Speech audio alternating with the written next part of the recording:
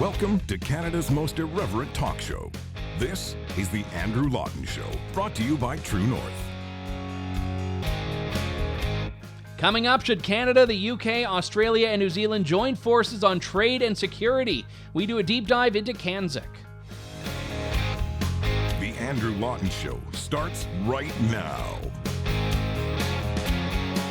Hello and welcome to the Andrew Lawton Show, Canada's most irreverent talk show here on True North. Our Friday shows, you may know by now, we do a little bit differently. We don't talk about news of the day, but we take a big issue, a big question, and we delve down into it with the brightest minds assembled. Not me, but the people we bring on to talk about it. And today I want to talk about CANZUK. Might not be a word that ranks top of your lexicon, but it's one that's gaining a bit more influence and a bit more notoriety. It was in the last two Conservative election platforms. It would link the United Kingdom, Australia, New Zealand, and Canada together. An agreement that would range from free trade, foreign policy cooperation, and any number of other things. That's one of the benefits of it. It would actually be a customizable and a malleable deal. You can kind of make from it whatever you want to make. And as we see, a lot of the challenges that are coming about in getting countries to agree on things, is this the future of cooperation? Joining me is Stephanie Kusie, the Conservative Member of Parliament from Calgary-Midnapore, also a former diplomat and a member of the Political Advisory Board for CANZUK International. James Skinner, who's the founder and chief executive of CANZUK International. And Andrew Lilico, we've had him on the show before, the executive director of Europe Economics and a big proponent of the Leave campaign in the recent Brexit debate. Stephanie, James, Andrew, thanks so much for joining me today. Thank you.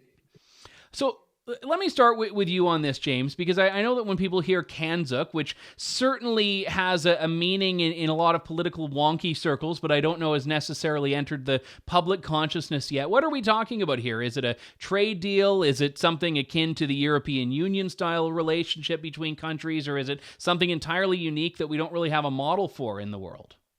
Yeah, it's a good question. Thanks for having me on the show as well. So to sort of briefly describe CANZUK, what it effectively is an acronym between Canada, Australia, New Zealand, and the United Kingdom. And the name is essentially, was originally coined, I think, in the 1960s, but, in the last 5 years or so, it's really taken on a brand new meaning closer cooperation between these four countries. Essentially, if I was to sum it up briefly, I would say it mainly revolves around three pillars. The first being reciprocal migration of citizens between these countries. Free trade, so these nations can trade freely with goods and services, and foreign policy cooperation as well. And that would be things like educational initiatives, military collaboration, things like that. To your point, where is it something similar to the European Union? Absolutely not. I mean, taking free movement, for example, in the European Union, obviously citizens, about 500 million plus citizens in the EU are eligible to freely move between country to country, and there's very little checks across the borders there.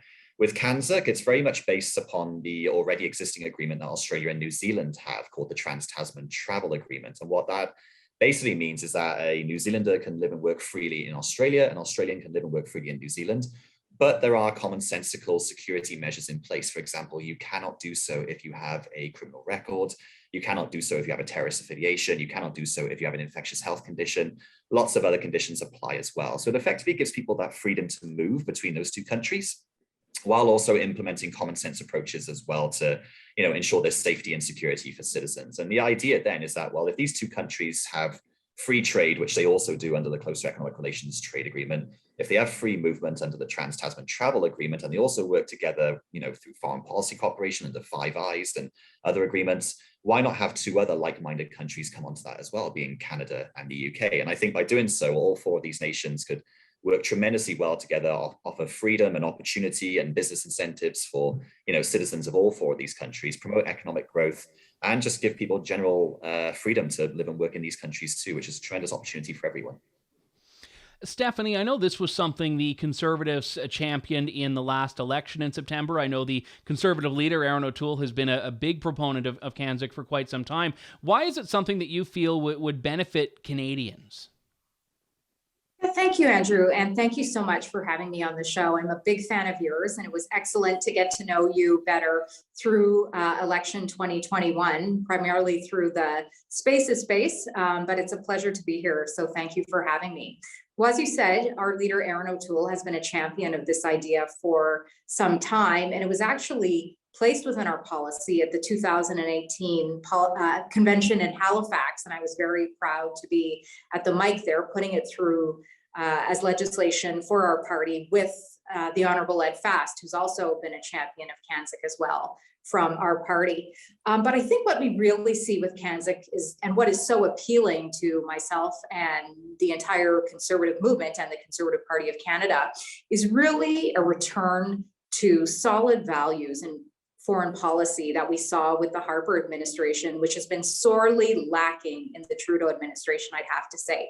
And this really is just a return to core values, including democracy, human rights, the rule of law, and the members of CANZUK are just a natural fit for these shared values. I think it's never been more important than it is now, certainly before the pandemic, with the sort of great power balance struggle, however you want to define it, in the world. I actually thought that would shift a lot more than it has post-pandemic, but it appears it's actually being intact. And I certainly know we could have another conversation about the changes we're seeing there, but really that's what it comes down to, is that Conservatives have always clearly identified our values when it comes to foreign policy, including movement of people, including trade. And that is, as I mentioned, democracy, human rights, the rule of law, free markets. And so supporting CANZUK is really supporting the values that guide our movement and our party.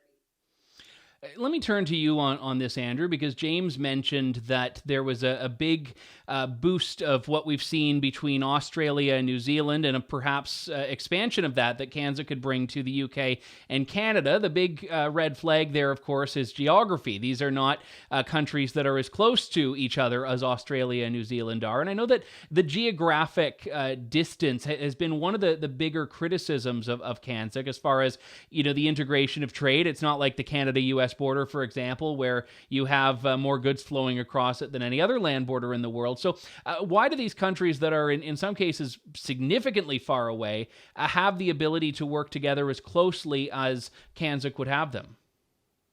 Well, I think, first of all, there are a couple of things to say about this. One is that people, I think, underestimate the extent to which in the modern world with modern communications, we're having a cross-border discussion even now, that people can communicate, and so the tyranny of distance, as it were, has been diminished by modern technology.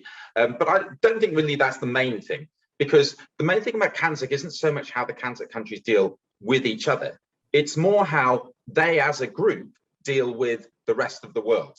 So when people think of these kinds of alliances and agreements, they tend to think of them by the model of something like the European Union, where the aim is to have a certain degree of internal self-sufficiency, so that the key thing is how much you trade with each other or how you do things together. But actually, the CANZUK is more a matter of how the CANZUK countries working together can face out to the rest of the world, how they make common cause on foreign policy questions on things like China. So, for example, there was a joint CANZUK select committee's letter about Hong Kong, complaining to the Chinese about that at the time.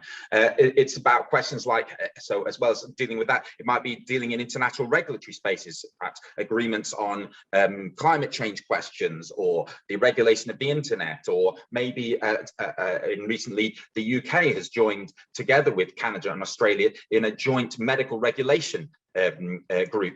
You have the question of, there is a question of the internal integrity, and I think that can work well in the modern world, but also had this matter of how they all look out together. In fact, as James pointed out, originally CANZUK was coined in diplomatic circles to talk about the way in which the CANZUK group tended to caucus when they were voting on global questions. And part of the reason that the CANZUK group can do this is because they have such similar values and habits and natural affinities. And that also, because of those natural affinities, which obviously have a historic connection and origin, and also because of that historic origin, we even have direct, relations. Many of us have relations who live in each other's countries. There are 2 million people with British passports, for example, who live in Australia. So you have very large cross cross-country connections of that sort.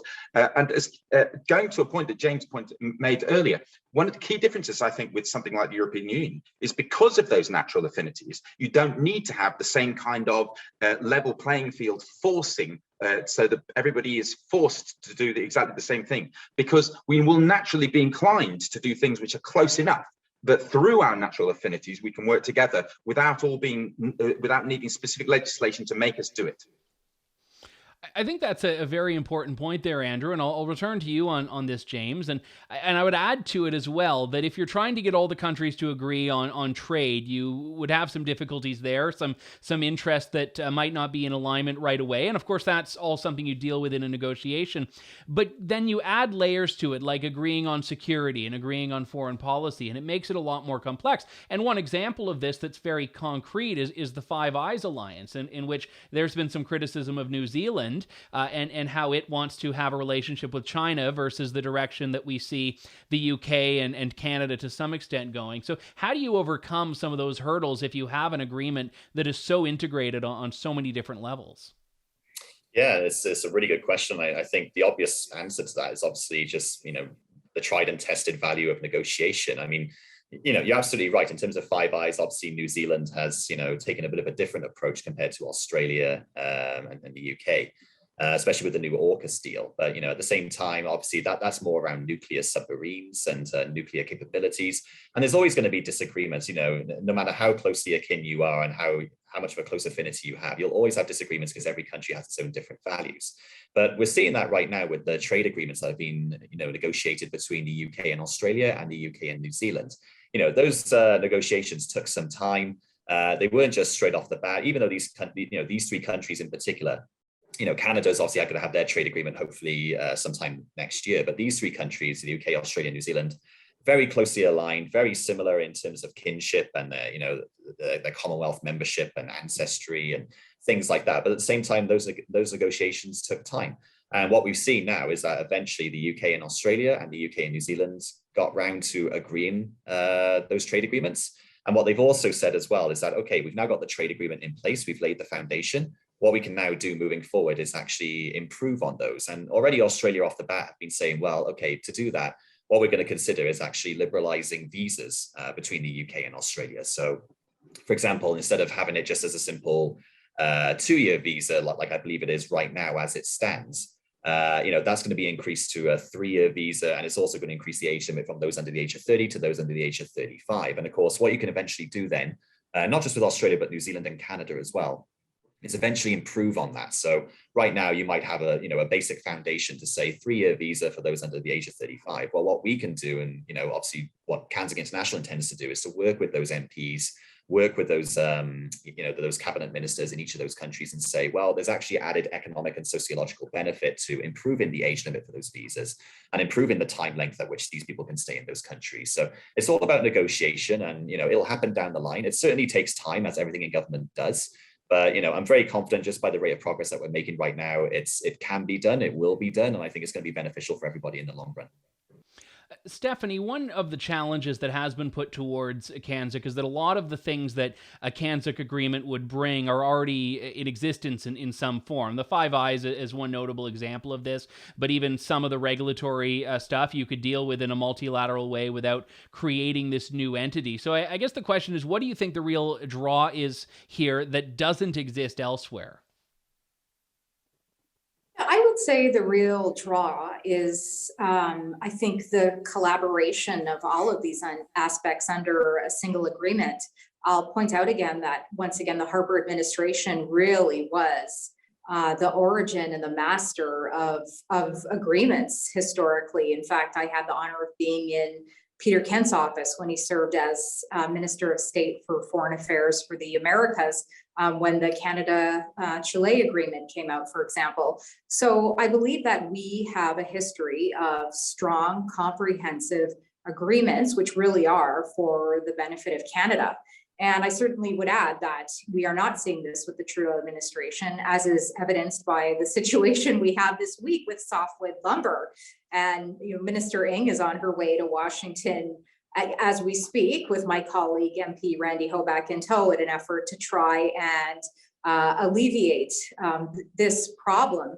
So I think it goes back to what both Andrew and James were referring to, and that is really the history and the relationships. And, that's really what we have amongst the groups, is just respect for each other as a result of the values that I indicated previously, as well as the history, as Andrew was indicating in his response.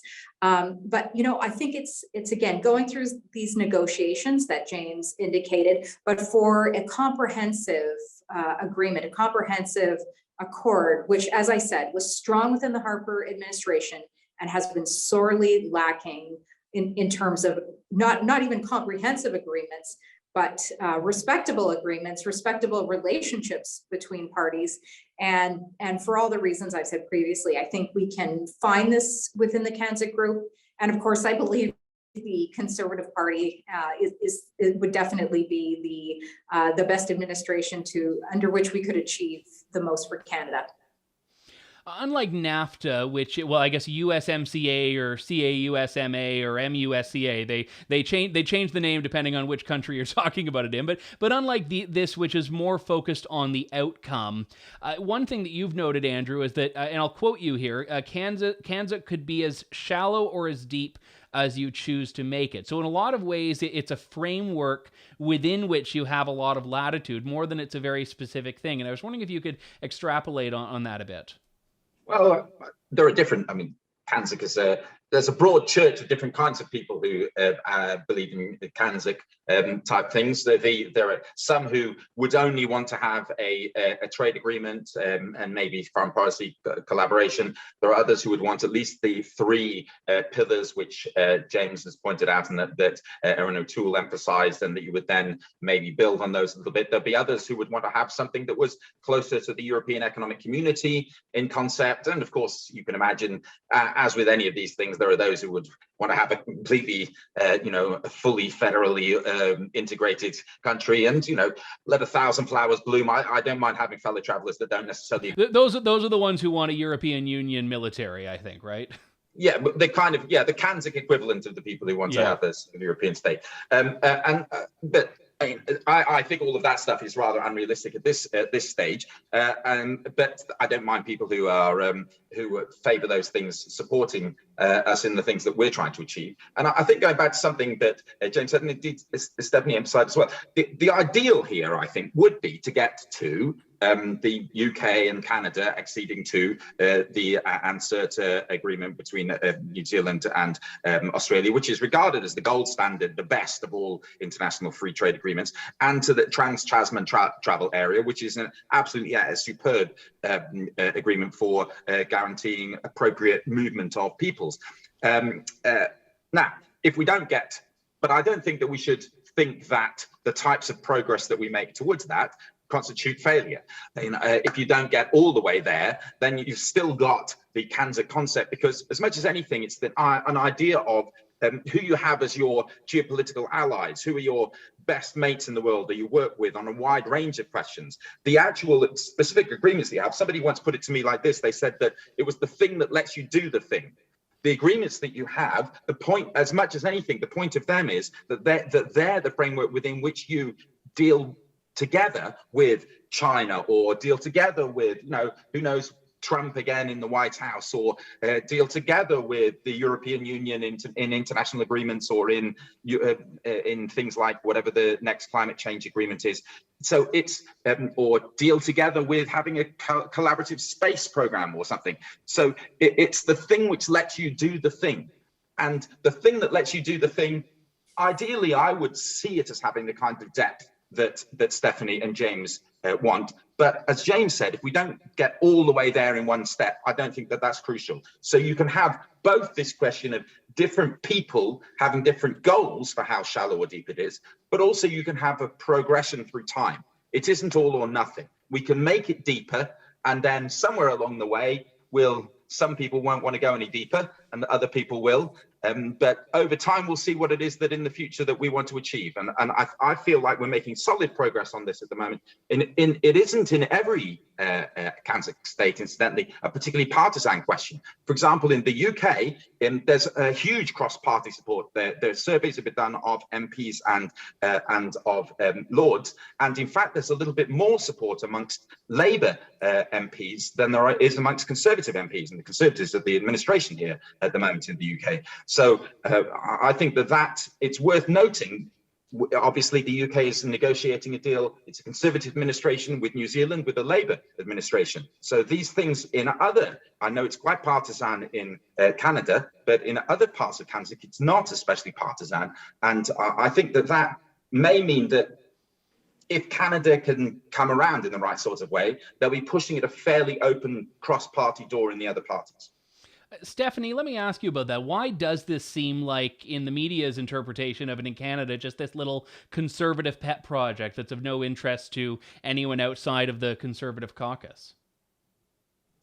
And that's a great question. I just want to go back to one thing Andrew mentioned, that's the relationship between Canada and the UK. And actually, he reminded me that, in fact, the first policy announcement in the 2019 election from Andrew Scheer, amongst the first, if you recall from that telephone booth, was a Canada-UK agreement. And so it is something that really transcends leaders within our party.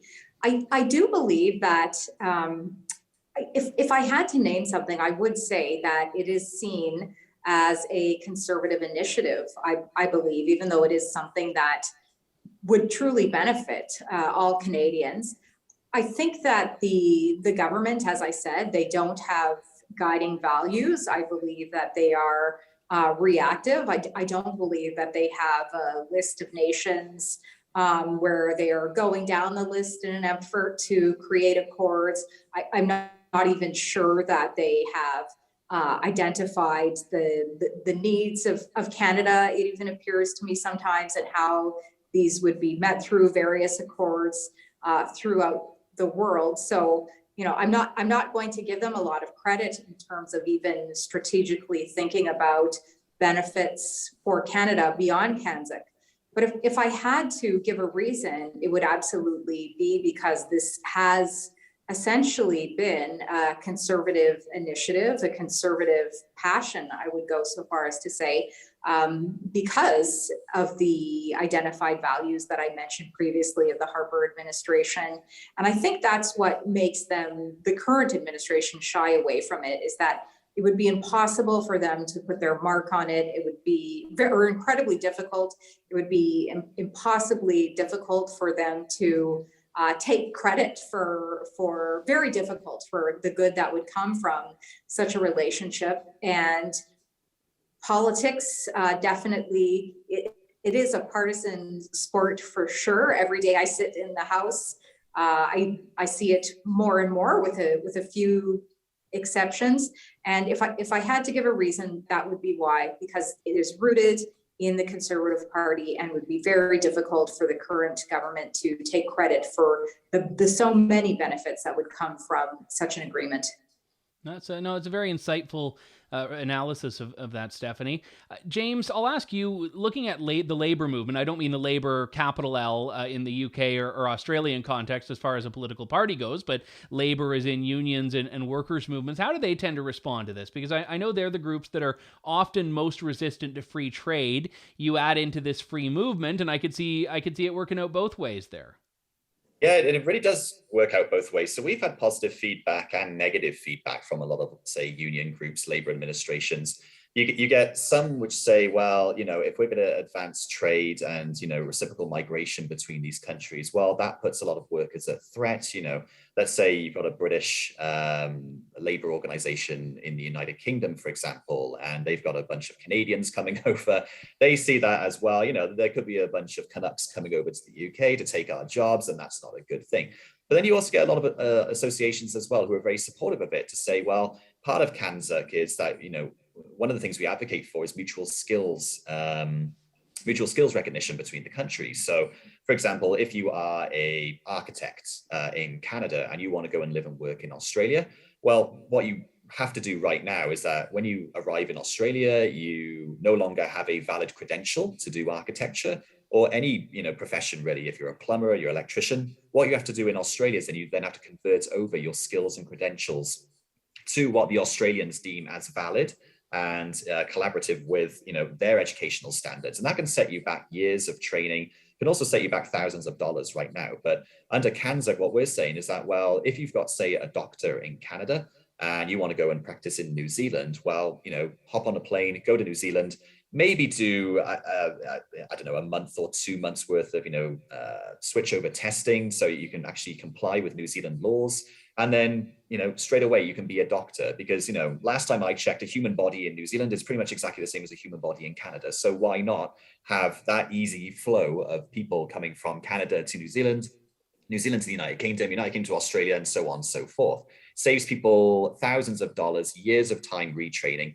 So you get a lot of associations like that, especially in the legal community, who say, well, if I can be a lawyer in the UK, why can't I be a lawyer in Australia? Especially as we have, very similar common law. We have the Westminster style parliamentary system. There's a couple of differences here and there, which of course would require a bit more training and, certain educational credentials to be added on top of that, but nowhere near to the degree where we have right now, where a lot of people have to go and train for 4 or 5 years.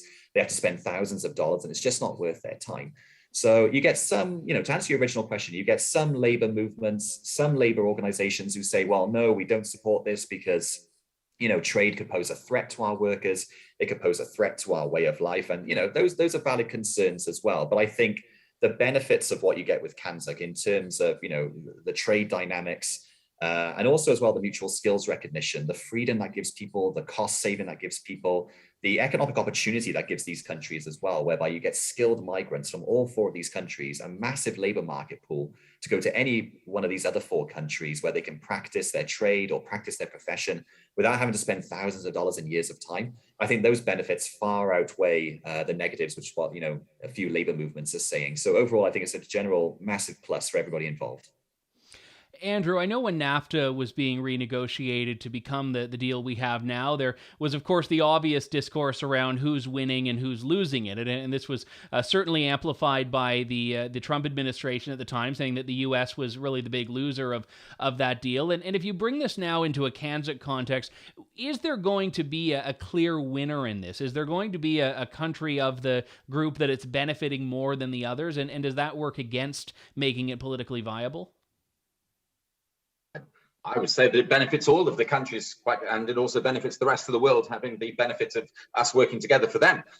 So that seems to me to be the key thing about that. And in terms of, look, there's the details of trade agreements. It depends, of course, on how large movements are. And people have emphasized when you had the UK-Australia trade agreement, there have been claims by people that the Australians have gained more than the UK out of the deal, or what the Australian farmers and so on. I don't think that obviously people are going to say those kind of things. I don't think that that's particularly influential upon the debate. These agreements are so overwhelmingly popular amongst the general population that all of that kind of stuff, I think, really gets swept aside. And I think there's also the migration point is also overwhelmingly popular. In opinion polls, the UK is actually the least popular. In the UK, the idea of migration, but even in the UK, it's 68%. I think in the most recent poll, it was the support for CANZUK. And when you go to Canada, what's 5-1 support, I think, Australia 7-1, New Zealand 8-1 support for free movement. And one of the things with that is, and I think it also goes back to some of the business with the unions and the politicians as well. It's not that if really amongst any of these peoples, there's any resistance to the idea of movements, amongst the CANZUK peoples. Everybody knows that that's popular. Everyone thinks that would be a good idea. What they worry about is that if they agree to that, they'll also have to agree to movements from lots of other people. Otherwise, there'll be or either they'll feel like they have to agree to that, or if they don't agree to that, then they're worried about exactly what the critique is from various sorts of historical baggage. You can imagine the last thing any Australian administration wants to be accused of is returning to a white Australia policy, and the last thing that the UK will want to do would be to have open borders to the entire world. So there's a question of how the politicians reconcile to themselves the question of having these specific agreements. And actually, the business of having specific trade agreements is a useful hook here, because what's happened in both the UK, Australia and UK, New Zealand trade agreements is that they've included an element of visa easing. And I think that idea that you connect them in some way, even though they're not really conceptually all that connected, but at least it gives you an excuse. So then if you don't have a trade agreement with India or Nigeria or something, then you can say, oh, well, obviously we don't have one, so we don't have these provisions. And that allows you to achieve that end, I think, but even though it's a little bit artificial. One other thing, I think that the politicians will get there in terms of a spin, because in terms of the support for these things, it's an absolute psephologist's dream. There can be no policy which is as overwhelmingly popular as the idea of CANZUK free movement. Even in the UK, where it's the least popular, absolutely every demographic, it has majority support. Every age group, every social demographic, every region of the country, this is a policy which has majority support. So the politicians, it's like, of policies which are not already in play, it must be the most universally popular policy which anybody is suggesting at the moment. And the politicians just have to find a way to unlock that key. One last thing I'll say on this is, one of the things which has complicated this in the past few months, obviously, has been the COVID pandemic. Because once you don't really have much moving around at all, and especially when you have very aggressive restrictions, as in Australia and New Zealand, the question of movement and the advantages of movement becomes less high up on the agenda. And it also probably becomes less high up on the agenda for Aussies and New Zealanders. I mean, all that business where people used to go off on a gap 2 or 3 years. Well, they've not been doing that for the last couple of years, have they? So I think that will come back once we get past the business of COVID. That kind of pressure for movement amongst these peoples will come back on the agenda again. Yeah, Australians are still, I think, still fighting for movement within their own country right now, let alone elsewhere. But just on the note of movement, very quickly, Andrew, wasn't the free movement one of the biggest hurdles that the Leavers had to overcome? Because that was a very popular sentiment through the Brexit debate for even people that would have been on side with the Leave campaign elsewise, wouldn't they? Well, free movement amongst CANZUK countries is extremely popular amongst Leavers. Free movement wasn't even all that unpopular within the EU when it was free movement amongst countries with fairly similar GDPs. When you were talking about France and Germany and Spain and Italy and countries where there'd been pretty much free movement for 3,000 years between Britain and those bits of the continent, nobody had any objections to those kinds of things at all. Once you started to try to bring in countries where the GDP per capita was only 1/4 and lower and less of the level, so that movement no longer became a matter of mutual migration, as it is in CANZUK, with people moving both ways, but all a matter of how many you let in. That concept of free movement becomes something completely different, and that, of course, doesn't exist at all in the CANZUK setting. People would move in both ways, and everybody from all of the CANZUK countries understands the idea that there'd be advantages in being able to go, as well as advantages in having the people come to you. That's a very, very important distinction. Just as we wind down here, I'll ask you, Stephanie, and I'll ask you as well this question, James. We saw Canada excluded from AUKUS, which I know is a security-specific deal within the United States, the United Kingdom, and Australia. This was something the Conservatives in Canada were quite frustrated about during the last election. But does this agreement threaten CANZUK in a way? Not because it tries to do the same thing, but it creates relationships that still have the United States very heavily involved. I think what it does is it actually emphasizes the terrible position that Canada is in the world at this time, and what a fall we've seen from 2015. So I think it's more important we look at the meaning of it outside of the two agreements themselves, because ultimately when we're considering foreign policy and certainly security. It should be with objectives and ends in mind. So I don't think we should be thinking about the form that this would take, or this over this, or because that happened, this isn't going to happen. I think it just highlights the dire situation that Canada is in currently on the world stage, just the lack of disrespect and disregard that is shown to our nation and our leadership at this time. And to go back to James' point about migration, I'll tell you, as the Shadow Minister for Employment, Future Workforce Development and Disability Inclusion, we have 1 million job vacancies in Canada right now. And this, of course, is precipitated by the pandemic and the difficulty of moving people from benefits back to jobs, but also an aging work population, but also a failed immigration system, again, through the Trudeau administration over the last 6 years. And with Harper, it was always on an eye as to the economy, the future economic benefit of Canada, which of course benefits all Canadians. But again, another example of this government's failure of the execution of foreign policy, be it security, as you're referring to in this question, Andrew, or immigration, as James was discussing. But it all goes back to the values that a nation holds, and that these values are used as the guiding principles for interactions with all nations on all levels. And James, will give you last word on this. Yeah, it's. I think it comes back. This is just my perception. I'm open to being right or wrong about this, but I think it comes back to the sort of the different values that these governments have. Me personally, I don't think it's a coincidence that in terms of the AUKUS deal, which is Australia, the UK, and the USA, I don't think it's any coincidence that the Australia and the UK have, I would say, right of centre governments, and Canada and New Zealand have left of centre governments in terms of participating in that.